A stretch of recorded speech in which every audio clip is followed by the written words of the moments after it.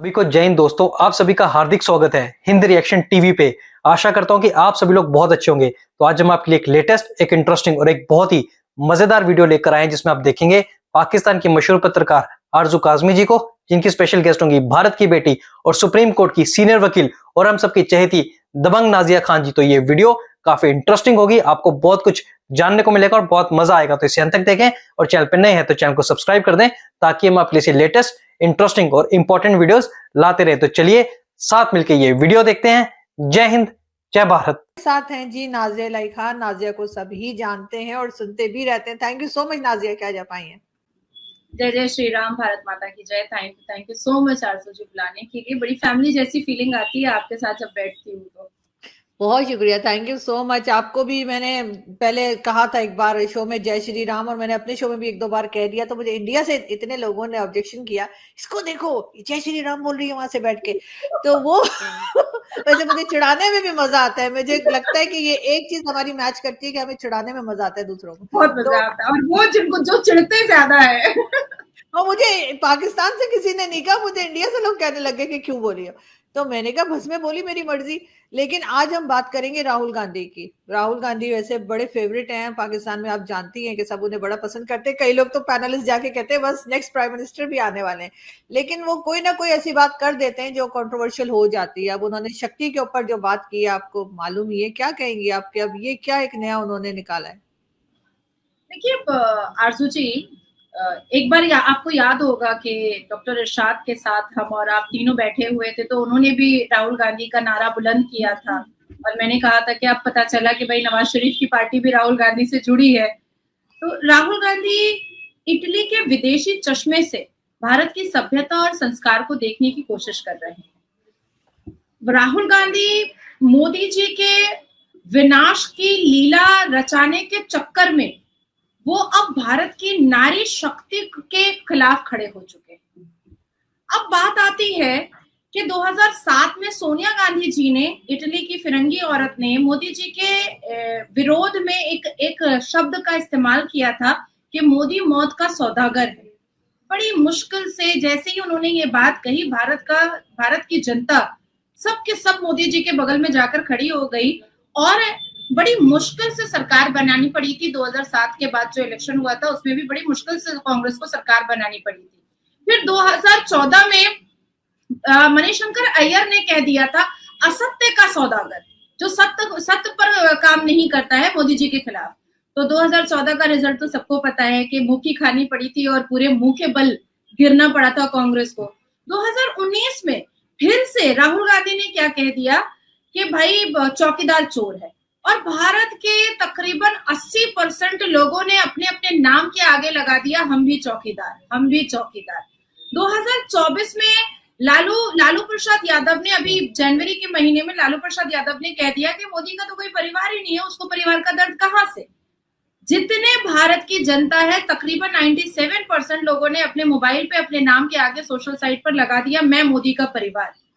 अब 2024 के 18 मार्च को फिर से राहुल बाबा ने, गांधी परिवार के आखिरी चश्मो चिराग ने कह दिया कि हिंदू में एक शब्द है शक्ति और वो उसके खिलाफ खड़े हैं।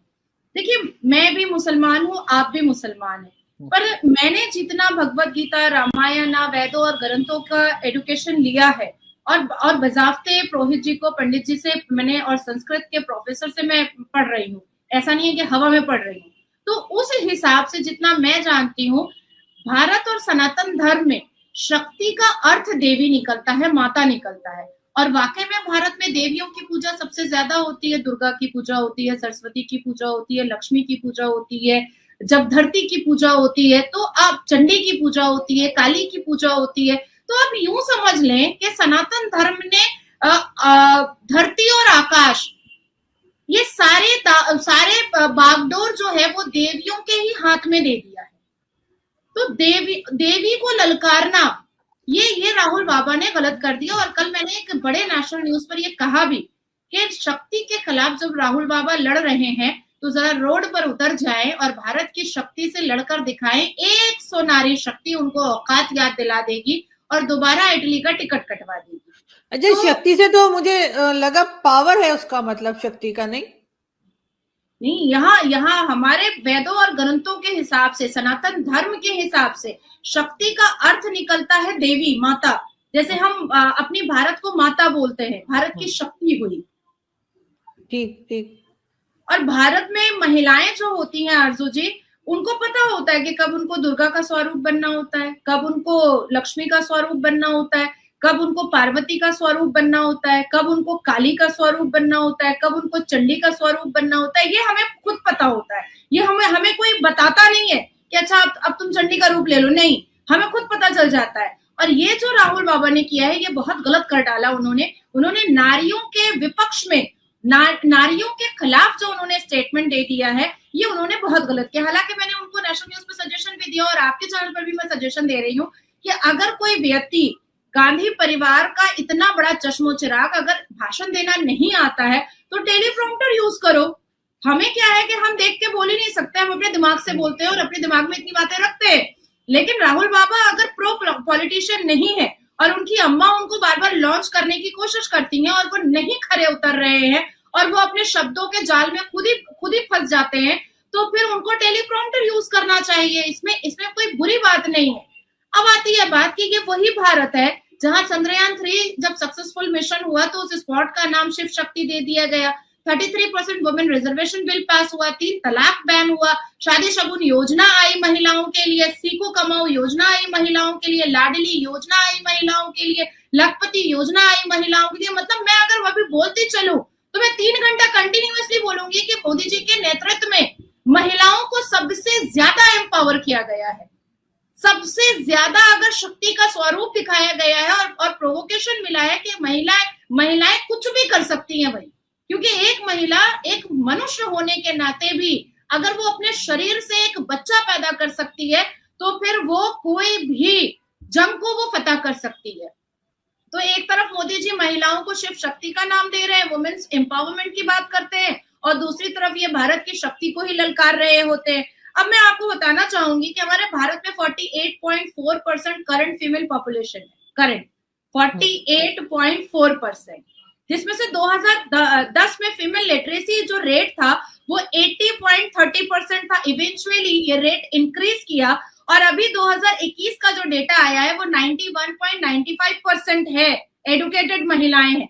इवन मैंने स्टेट वाइज भी आपके लिए डेटा निकाल के रखा है कि कौन कौन से स्टेट में कितनी महिलाएं, कितने परसेंट की महिलाएं जो है वो कितनी शिक्षित है। अब देखिए आंध्र प्रदेश के पूरे पॉपुलेशन में 59.74% महिलाएं शिक्षित है, अरुणाचल प्रदेश में 59.57%, आसाम में 67.27%, बिहार जिसको हम लोग बहुत पिछड़ा हुआ समझते हैं 53.33%, छत्तीसगढ़ 60.59%, गोवा 81.84% महिलाएं शिक्षित है।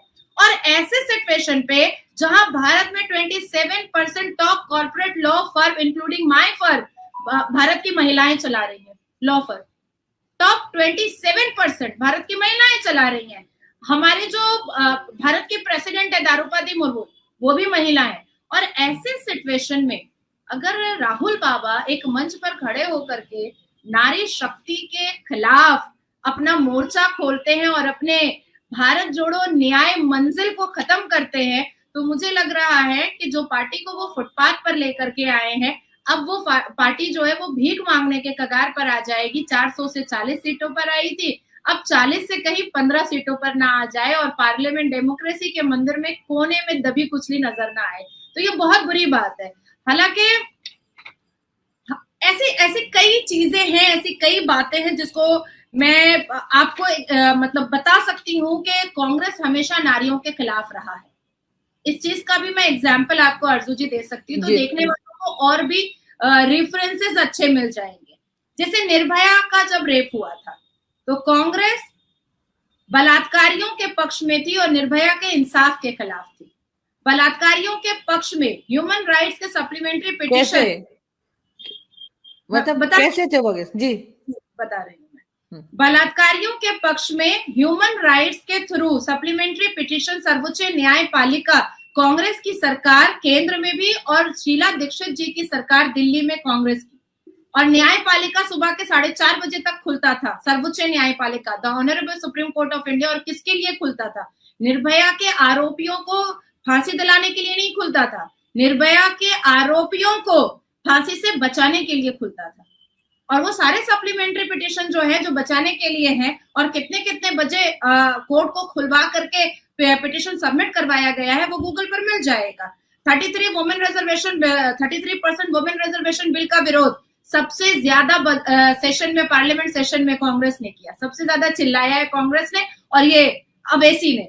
3 तलाक बैन होने की जब बात आई थी 1984 में, जब राजीव गांधी भारत का प्रधानमंत्री था, तब राजीव गांधी के पास तकरीबन 71 बार शाहबानो और सायरा बानो जी का पिटिशन गया था कि 3 तलाक भारत से बैन कर दिया जाए, क्योंकि 14 मुस्लिम कंट्रीज में ऑलरेडी बैन है, इंक्लूडिंग आपका पाकिस्तान भी है, जहां इंस्टेंट ट्रिपल तलाक नहीं होता है, आपके पाकिस्तान में भी, जिसको हम इतना बुरा भला बोलते हैं, वहां भी नहीं होता है। तो यहाँ भारत में भी बैन किया जाए, पर राजीव गांधी हमेशा उस कागज को उड़ाकर फेंक देते थे। आप सोचिए 71 बार। और 1984 में राजीव गांधी की सरकार के वक्त में शाहबानो सायरा बानो मजबूर होकर के सर्वोच्च न्यायपालिका पहुंची, और जब भी राजीव गांधी के ब्यूरोक्रेट और उनके चीफ सेक्रेटरी उनको कहते थे कि इस पर ध्यान दीजिए, तो उनके जुबान पर एक ही बात आती थी राजीव गांधी जी के, कि मुसलमान मर्दों का वोट हाथ से निकल जाएगा। और जब मोदी जी की सरकार आई, तब जाकर के इंस्टेंट ट्रिपल तलाक बैन हुआ। अब मैं आपको बताती हूँ यूसीसी क्या है। आर्टिकल 44 है, और जो संविधान में लिखा हुआ है 1949 से लिखा हुआ है, लेकिन सबसे ज्यादा विरोध पार्लियामेंट के अंदर से पार्लियामेंट के बाहर तक अवैसी और कांग्रेस करता है, सबसे ज्यादा, क्योंकि इसमें भी मुसलमान बेटी और हिंदू बेटियों का सबसे ज्यादा फायदा है। अब देखिए सेना के खिलाफ जब पेंशन योजना निकाली गई थी, जो सेना को मतलब कर्नल रह चुके हैं, ब्यूरोक्रेट रह चुके हैं, जो मेजर रह चुके हैं, अगर वो किसी वजह से छोड़ चुके हैं या रिटायर हो चुके हैं, तो उनको एयरपोर्ट पर या पब्लिक गैदरिंग में वीआईपी ट्रीटमेंट नहीं मिलता था, वो भी उनको मिलने लगा। उसके भी खिलाफ, सेना के खिलाफ भी कांग्रेस की सरकार ने मोर्चा खोल दिया था। भगवान राम के खिलाफ तो कांग्रेस की सरकार ऐसी थी कि ये लोग भगवान राम के अस्तित्व को ही नहीं मानते थे, और सोनिया गांधी जी ने एक बड़ी और महंगी लीगल टीम बनाई थी कि भगवान राम के खिलाफ सर्वोच्च न्यायपालिका में केस लड़ो। मुसलमान, रोहिंग्या, बांग्लादेशी, पाकिस्तानी, अफगानी घुसपैठिया, मुसलमान घुसपैठियों को जब निकालने की बात आती है, तो सबसे ज्यादा कांग्रेस और अवैसी एक्टिव हो जाता है कि नहीं, मुसलमान घुसपैठिया मत निकालो, हमारे भारत में रहने दो, ऐसे आतंकियों को हमारे भारत में रहने दो।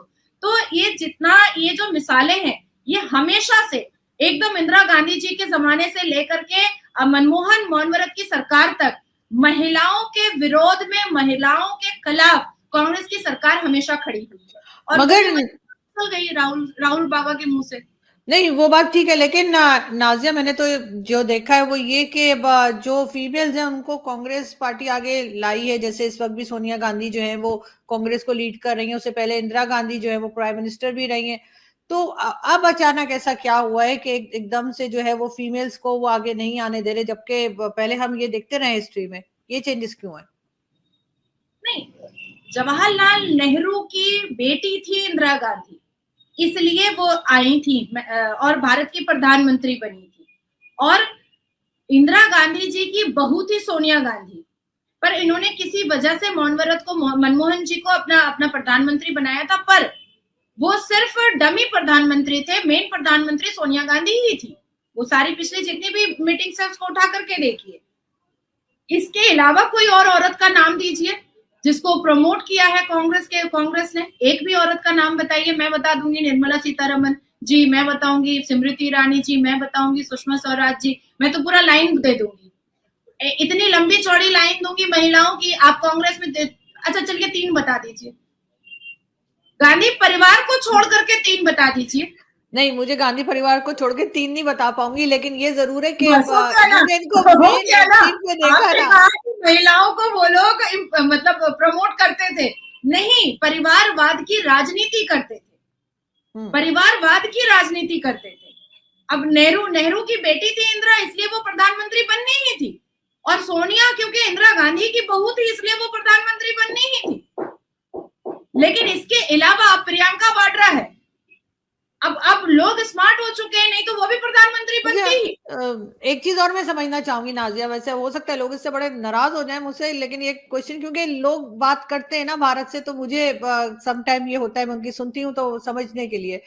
अवैसी साहब जो है, असदुद्दीन अवैसी साहब जो है, उनके लिए भी ये कहा जाता है कि वो जो लेके निकलते हैं ना इलेक्शंस के टाइम पे या इलेक्शन से पहले जो वो निकलते हैं, तो वो वोट को तोड़ देते हैं, वो मुस्लिम्स वोट को तोड़ देते हैं। वो ना इधर के होते हैं ना उधर के होते हैं, जैसे ना वो मुस्लिम वोट तोड़ते हैं, उससे भी बीजेपी को फायदा होता है। वो ऐसे कि जो ज्यादा हिंदू वोट जो है उनकी तरफ हो जाते हैं, और अवैसी साहब जो है वो मुस्लिम वोट्स का क्योंकि बार बार कहते हैं, तो मुस्लिम्स जो है वो टूट के वो ना कांग्रेस में जाते हैं और ना कहीं और जाते हैं। क्या इस तरह की भी कोई पॉलिटिक्स चलती है भारत में? देखिए, अवैसी एक बिन पहनने का लोटा है। अवैसी एक चवन्नी छाप नेता है, एक हैदराबाद का नेता है जो अपने हैदराबाद को भी वो सही से डेवलप और इम्प्रूव नहीं कर पाया। हैदराबाद की बच्चियां हिजाब में रो रही हैं, हैदराबाद की बच्चियां जो है वो सिसक रही हैं कि उनको अब अवैसी जैसा नेता नहीं चाहिए। अगर अवैसी से वाकई में भारतीय जनता पार्टी को फायदा बहुत हो रहा होता, वोट तोड़ो बैंक की राजनीति से भारतीय जनता पार्टी को अवैसी के अस्तित्व से कोई भी फायदा हो रहा होता, तो क्या अवैसी के ऑपोजिट में इतनी धाकड़ औरत उसी क्षेत्र से भारतीय जनता पार्टी खड़ा करता? कभी नहीं खड़ा करता। और हम जाएंगे कंपेनिंग के लिए, मैं तो खुद पर्सनली मुझे इनविटेशन मिला है कि मैं वहां जाऊंगी और अवैसी के मुसलमान वोटों का वोट बैंक मैं काटूंगी वहां जाकर के। तो अवैसी हमारे लिए नहीं है, अवैसी का काम है सिर्फ और सिर्फ चिंगारी लगाना और टीआरपी कमा करके न्यूज चैनल में बने रहना। अवैसी कोई देश का नेता नहीं है जिससे भारतीय जनता पार्टी को फायदा हो जाएगा। भारतीय जनता पार्टी का आंकड़ा जो है वो 411 पार है और अवैसी एक क्षेत्र का मामूली सा नेता है। वो कभी मुसलमानों को हय्या अलल सलाह हय्या अलल फलाह याद दिलाता है, कभी मुसलमानों को फातिया याद दिलाता है, कभी मुसलमानों को करबला याद दिलाता है, कभी हिजाब याद दिलाता है। That's it. इसके अलावा उसका कोई कंसेप्ट ही नहीं, उसका कोई कंटेंट ही नहीं है। एक देश की सबसे बड़ी पार्टी भारतीय जनता पार्टी को अवैसी के 54 वोटों से तो कोई मतलब ही नहीं है। और अवैसी के इर्द गिर्द वही लोग अवैसी को सुनते हैं जो जाहिर आजम होते हैं या ठरके आजम होते हैं, क्योंकि अवैसी के मंच पर ना ही कोई हिजाब वाली, चलो हिजाब वाली ही महिला बैठा लो तुम। देखिए, हमारे कुरान के हिसाब से तो बीबी खतीजा को भी तो हम फॉलो कर सकते हैं ना, बीबी आयशा को भी तो हम फॉलो कर सकते हैं ना, बीबी मरियम को भी तो हम फॉलो कर सकते हैं ना। तो अल कुरान में अगर हम प्रॉफिट मोहम्मद सल्लल्लाहु अलैहि वसल्लम को फॉलो कर रहे हैं, तो अवैसी को भी तो के ऊपर भी तो जिम्मेदारी है कि वो भी बीबी खतीजा को फॉलो करे। तो चलो अपने मंच पर हिजाब वाली ही एक औरत बैठा लो, पर वो औरतों से नफरत करता है, वो औरतों से घिन करता है और भारतीय जनता पार्टी औरतों को सर मत्थे बिठाती है, शिव शक्ति का नाम देती है, देवी का नाम देती है, माता का नाम देती है। तो अवैसी से हमारा कोई लेना देना नहीं है।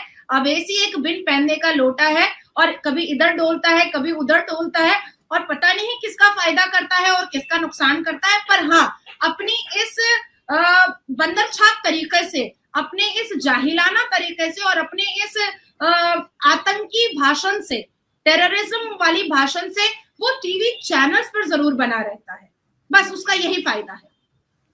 मगर क्या मुस्लिम वोट जो है वो कोई मैटर करते हैं बीजेपी को? इस वक्त जो इलेक्शंस होने जा रहे हैं, आपको लगता है मुस्लिम वोट्स मिलेंगे और उससे कोई फर्क पड़ता है? देखिए, भारत में 82.7% सनातनी वोटर्स हैं, ठीक है। अब आती है बात कि मुसलमान खुद को यहाँ पर कहता है कि वो 18 करोड़ से ऊपर की आबादी है, पर 18 करोड़ तो सारे के सारे सुन्नी मुसलमान नहीं है ना, दारुल उलूम और देवबंद मानने वाले तो नहीं है ना। उसमें बोरा मुसलमान है, उसमें शिया मुसलमान है, उसमें अहमदी मुसलमान है, उसमें बरेलवी मुसलमान है, उसमें फिर एक आता है मुगलई मुसलमान। तो ये जितने भी हैं सुन्नी को छोड़ करके बाकी जितने भी मुसलमान हैं वो बीजेपी को बहुत पसंद करते हैं, बहुत पसंद करते हैं। बोरी मुसलमान तो सर मत्थे बैठाते हैं, शिया मुसलमान सर मत्थे बैठाते हैं मोदी जी को। तो देखिए, जो लोग अपने आप को रिफॉर्म करना चाहते हैं, जो मुसलमान का फिरका अपने आप को रिफॉर्म करना चाहता है और भारत की तरक्की में अपनी तरक्की को ढूंढ रहा है, भारत के सक्सेस में अपने सक्सेस को ढूंढ रहा है, वो मुसलमान मोदी जी के साथ है। हाँ, मैं देवबंद दारुल उलूम सुन्नी मुसलमानों के बारे में बिल्कुल कहूंगी कि वो वोट नहीं करेंगे बीजेपी को। मैं कह रही हूँ और बड़ी जिम्मेदारी से कह रही हूँ कि वो वोट नहीं करेंगे, क्योंकि उनको रेप करना है, उनको 4 बीवियां रखनी है, उनको हलाला करवाना है, उनको निकाह मुत्ता करवाना है, उनको छोटी छोटी बच्चियों का सलवार झांकना है, उनको गला रेतना है, तो ये सारी क्रिमिनल एक्टिविटीज उनको करनी है, इसलिए वो बीजेपी को वोट नहीं करेंगे और बीजेपी क्रिमिनल एक्टिविटीज करने नहीं देगी। आप सोचिए कि भारतीय जनता पार्टी क्या कहती है कि कुरान कहता है, अल कुरान हमारा कहता है 800 बार शिक्षा, कुरान का पहला वर्ड इकरा, तो हमारे मोदी जी बेचारे अब वो भी बोलने लगे हैं कि कुरान में इकरा है तो पढ़ लो ना भैया, पढ़ते क्यों नहीं हो, पर इन्होंने तो 4 बीवियां बिस्तर पर रखनी है। तो सुन्नी मुसलमान वोट नहीं करेगा, बाकी जो कोई भी रिफॉर्म होना चाहता है, जो मुसलमान सक्सेस होना चाहता है, जो मुसलमान भारत की तरक्की में के साथ साथ चलना चाहता है, वो बिल्कुल मोदी जी के साथ है। लेकिन खैर ये जो था मुद्दा और ये सब चीजें तो हर उसमें है, तो शिया जो है उनमें ज्यादा होता है, सुन्नी तो खैर करते भी नहीं, हमारे यहाँ तो लेकिन सुन्नी में फूल पकड़ के बैठे हैं। अच्छा, हमारे यहाँ नहीं होता। खैर अब तो मैंने कहीं भी नहीं देखा, अब तो मैंने खैर यहाँ कहीं भी नहीं देखा।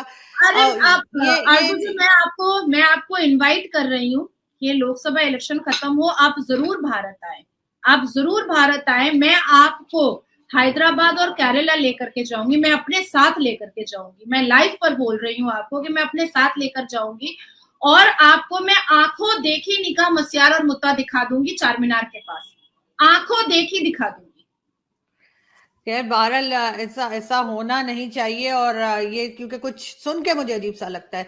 बहरहाल बहुत शुक्रिया नाजिया क्या जा पाई, आपसे बात करके हमेशा की तरह बहुत अच्छा लगा। अपना बहुत ख्याल रखिएगा, फिर दोबारा मुलाकात होगी। Thank you. जय श्री राम। दोस्तों आशा करता हूँ कि वीडियो को आपने अंत तक देखा होगा और हमेशा की तरह आरजू काज़मी जी और नाज़िया इलाही खान जी का ये पूरा डिस्कशन आपको काफी पसंद आया होगा और इसमें आपको बहुत कुछ जानने को मिला होगा, जहां पे आरजू काज़मी जी के सवालों का बड़ी बेबाकी से जवाब दिया भारत की बेटी नाज़िया खान जी ने। और ना सिर्फ जवाब दिया बल्कि विपक्ष को, खासकर अगर हम बात करें कांग्रेस को और राहुल गांधी से लेकर ओवैसी तक सबको दबोच लिया। तो आशा करता हूं वीडियो आपको काफी पसंद आई होगी, जहां पे आपने देखा नाज़िया खान इस बात पे भड़की जहां पे राहुल गांधी ने नारी शक्ति को ललकारा, और ओवैसी हम देखते हैं कि कैसे हमारे देश में मजहब का ठेकेदार बना हुआ है। तो इसके बारे में आपके जो भी विचार हैं, आप अपने विचार हमें कमेंट सेक्शन में लिखकर जरूर बताएं। और एक बार फिर चैनल पे नए हैं तो चैनल को सब्सक्राइब कर दें, ताकि मैं आपके लिए लेटेस्ट, इंटरेस्टिंग और ऐसी मजेदार वीडियोस लाते रहे। और ये वीडियो अगर आपको पसंद आई है तो इसे लाइक और शेयर जरूर कर दें। तो चलिए फिर मिलेंगे ऐसी किसी जबरदस्त वीडियो में, तब तक अपना ध्यान रखिए। जय हिंद, जय भारत।